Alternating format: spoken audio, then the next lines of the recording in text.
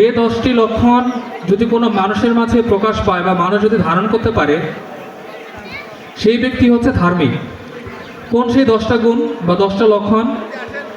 মহর্ষি মনু বলছেন যে ধৃতি সমাদমস্তেয় শৌচম ইন্দ্রিয় নিগ্রহ ধীর বিদ্যা সত্যম অক্রোধ দশকম ধর্ম লক্ষণম।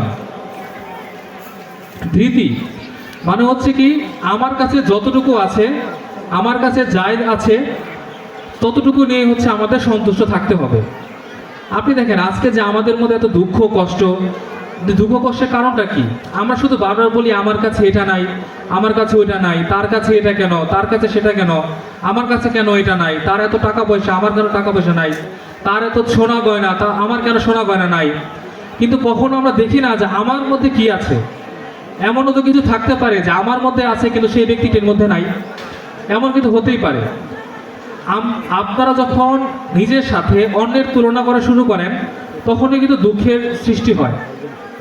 এজন্য বলা হচ্ছে কি ধৃতি, অর্থাৎ নিজের যা আছে সেটা নিয়ে সন্তুষ্ট থাকতে হবে। কবিগুরু বলেছিলেন কি, আমরা যা চাই তা পাই না, আবার যা পাই তা চাই না। অর্থাৎ আমাদের কিন্তু চাওয়া পাওয়ার কিন্তু শেষ নাই। এটা কিন্তু আমাদের স্বাভাবিক গুণ, মানুষ হিসাবে আমাদের একটা স্বাভাবিক প্রকৃতি, যা আমরা শুধু চেতেই থাকি।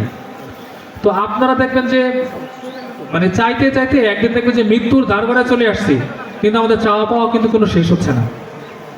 তো আপনি যখনই আমাদের চাওয়া পাওয়ার মধ্যে একটা বাউন্ডারি বা একটা সীমানা নির্ধারণ করবেন, তখনই দেখবেন যে আপনার জীবনে দুঃখ কষ্ট অনেকটাই লাঘব হয়ে গেছে। এবং এই জন্য বলা হচ্ছে ধৃতি গুণটা আমাদের মধ্যে থাকা উচিত, যে আমাদের কাছে যতটুকু আছে, যাই আছে আমাদের যেন সন্তুষ্ট থাকে। তারপর আছে কি ক্ষমা। ক্ষমা হচ্ছে কি, বলা হয় ক্ষমা হচ্ছে মহৎ গুণ। তেমনি ক্ষমা হচ্ছে কি, আমাদের অনেকেই অনিচ্ছাকৃতভাবে বা ইচ্ছাকৃতভাবে আমাদেরকে নানা রকমভাবে কষ্ট দিয়ে থাকে, কিন্তু মানুষ হিসেবে আমাদের উচিত তাদেরকে ক্ষমা করা। তারপর হচ্ছে কি দম। দম মানে কি? দম মানে হচ্ছে আত্মনিয়ন্ত্রণ। ভগবান শ্রীকৃষ্ণ গীতায় কি বলেছিলেন, যে সুখ সুখ দুঃখে সমে কৃপা লাভালাভ জয়া জয়। মানে কি, সুখ দুঃখ, লাভ ক্ষতি, জয় পরাজয়, এগুলো নিয়ে যেন আমরা বিব্রত বোধ না করি, অর্থাৎ আমরা যেন নিজেকে নিয়ন্ত্রণ রাখি। মানুষ হিসেবে আমাদের জীবনে সুখ আসবে, তেমনি দুঃখও আসবে। সুখটাকে যদি আমরা গ্রহণ করতে পারি, তেমনি দুঃখটাকে আমাদের গ্রহণ করতে হবে। এবং এটাও মনে রাখতে হবে যে সুখ দুঃখ কোনোটাই কিন্তু চিরস্থায়ী না। আজকে আপনি হয়তো অঢেল টাকা পয়সার মালিক, অনেক সুখী, কিন্তু আজ থেকে 5 বছর পরে আপনার কাছে টাকা পয়সা নাও থাকতে পারে। হয়তো অথবা আপনার কাছে এখন টাকা পয়সা নাই, অনেক কষ্টে দিন পার করছেন, হয়তো আজ থেকে 2, 3, 4 বছর পরে হয়তো আপনার কাছে অঢেল টাকা পয়সা চলে আসতে পারে। বা আপনার কাছে আজকে যে বিষয়টার অভাব অনুভব করছেন, আজ থেকে হয়তো কয়েকদিন পর বা কয়েক মুহূর্ত পর সেটা পেয়েও যেতে পারে। তো সুখ দুঃখ, লাভ পরাজয় বা লাভ ক্ষতি বা জয় পরাজয় কোনোটাই আমাদের জীবনে স্থায়ী নাই। আমরা যেন স্থায়ীভাবে সুখ বা স্থায়ীভাবে যেন দুঃখ থেকে পরিত্রাণ যদি পেতে পারি, সেটাই হচ্ছে বলা হয় মোক্ষ বা মুক্তি, যেটা হচ্ছে আমাদের জীবনের পরম উদ্দেশ্য বা মূল লক্ষ্য। তো এটা গেল হচ্ছে দম। তারপর হচ্ছে কি অস্তেয়। অস্তেয় মানে হচ্ছে কি, খারাপ কাজ থেকে দূরে থাকা। আমি যেমন আমার বক্তব্য শুরুর পূর্বে যেমন বলেছিলাম যে ওম বিশ্বানি দেব সবিতর দুরিতানি পরাশুভা ইয়দ্ভদ্রম তন্ন আশুভা। সবিতর দুরিতানি পরাশুভা। দুরিতানি মানে দূর করা, পরাশুভ মানে হচ্ছে সকল প্রকার দুর্গুণ সমূহ। আমি ঈশ্বরের কাছে প্রার্থনা করছি, হে ঈশ্বর, সবিতর দুরিতানি পরাশুভা, তুমি আমার ভেতর থেকে সকল প্রকার দুর্গুণ সমূহকে দূর করে দাও, এবং ইয়দ্ভদ্রম তন্ন আশুভা, এবং সুগুণ সমূহকে প্রাপ্ত করাও। ঠিক তেমনই অস্ত্র মানে হচ্ছে কি, সকল প্রকার খারাপ কাজ থেকে দূরে থাকতে হবে। সকল প্রকার সুগুণ যেগুলো আছে অন্যের কাছ থেকে শেখার জন্য কিন্তু আমাদের কাছে অনেক কিছু আছে, তাদের যে ভালো বিষয়গুলো সেগুলো যেন আমরা গ্রহণ করি।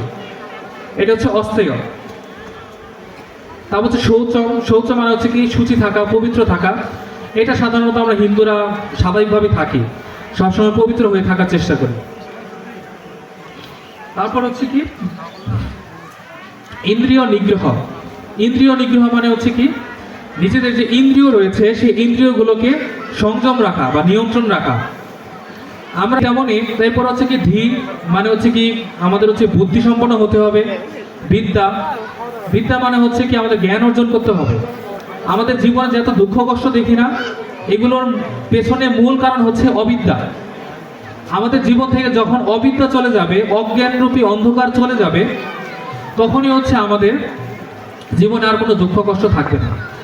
এজন্যই পরমাত্মা বলছে কি যে আরহ তমস জ্যোতি, মানে আমাদের এই অন্ধকার থেকে আমাদেরকে আলোতে নিয়ে যাও।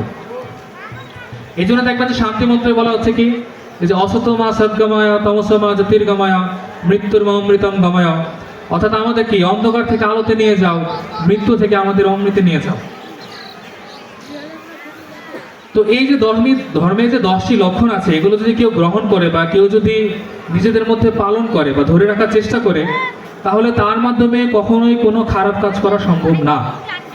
তার মানে দেখতে পাচ্ছি সমস্যা আসলে ধর্মের মধ্যে নয়।